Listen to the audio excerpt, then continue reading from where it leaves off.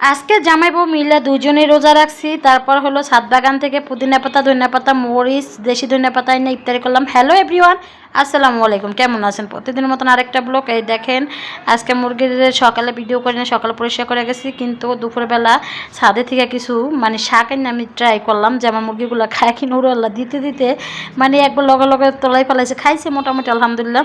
তো আজকে ছাদে থেকে ধুন্দুলো নিয়ে আসছিলাম, ওই ভিডিওটা স্কিপ করে দিছি। তো যাই হোক, আজকে হলো ছোটো মাছ চচ্চড়ি করবো। অনেক দিন ধরে বড় মাছ খাইতে খাইতে একবার বিরক্ত হয়ে গেছে। গতকালকে হাফ কেজি বাইলা মাছ আনছিলাম 1 কেজি, আর হাফ কেজি আনছিলাম ছোটো মাছ।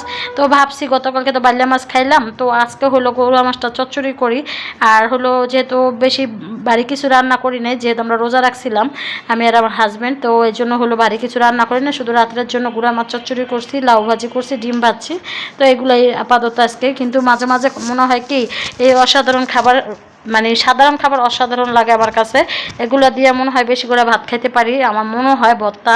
কারণ এখন কয়েকদিন ধরে শরীরে হাতে ব্যথা পাওয়ার পর অনেক শরীরে হাতে ব্যথা হয়ে গেছে গা। এই জন্য কয়েকদিন ধরে ভর্তা অফ রাখছি। দেখি আল্লাহ যদি সুস্থ রাখে ইনশাল্লাহ আবার ভর্তা শুরু করব।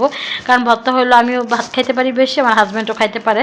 তো এই যে রোজা রাখছিলাম দেখে কয়েকটা পেঁয়াজও ভাজলাম, একটু বুট ভুনা করলাম। বাসার জিনিস খাওয়া যে একটা তৃপ্তি লাগে, এটা একটা আলহামদুলিল্লাহ। তো রোজাটা রাখছিলাম, আমারও একটা মানত রোজা ছিল আর আমার হাজব্যান্ডেরও একটা মানত রোজা ছিল। তো যেহেতু এই জন্য হলো আমরা দুজনে রোজাটা রেখে ফেলাইছি যে আলামি করে লাভ নাই। আমি যে কোনো জিনিস মানত করলাম তাড়াতাড়ি করি কাজটা, হয়তো রোজা অথবা নামাজ, এগুলোই বেশি মানি। হয়তো মসজিদে টাকা দাও, গরিব মেসের টাকা দাও, এগুলো আমি মানি বেশি, অন্য কিছু না। বেশি 3টাই হয়েছে রোজা নামাজ, এগুলোই বেশি করি।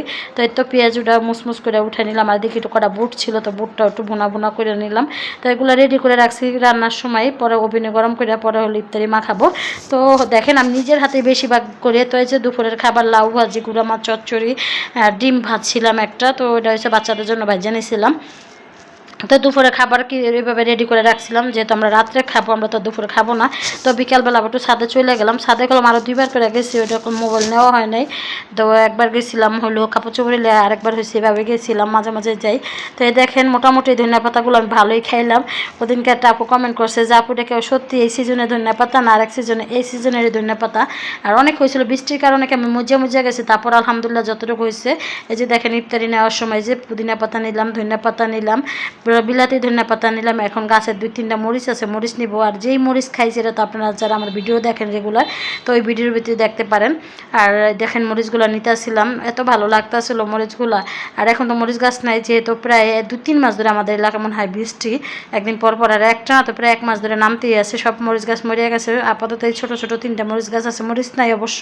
তারপর 3-4টা নিয়ে নিলাম জিপতারি খাওয়ার জন্য, মাশাআল্লাহ ঘিরান পড়বে। কারণ গাছের জিনিস যে কি একটা তৃপ্তি করে খাওয়া যায় এটা হচ্ছে বলার বাহিরে।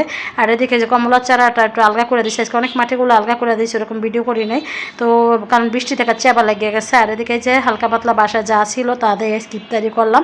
ছাদ বাগানের ধনিয়া পাতা পুদিনা পাতা আইনা, জিলাপি আনছিল রাব্বু, তো ওইগুলো দিয়ে, বা আম ছিল, পেয়ারা ছিল, আমরা ছিল, তার কোনো বেশি একটা ফল ছিল না। তা যা আছে আলহামদুলিল্লাহ এদের আমরা আজকে ইফতারিটা সেরে নিলাম। তো কেমন হয়েছে আজকের ভিডিওটা অবশ্যই কমেন্টে জানাবেন।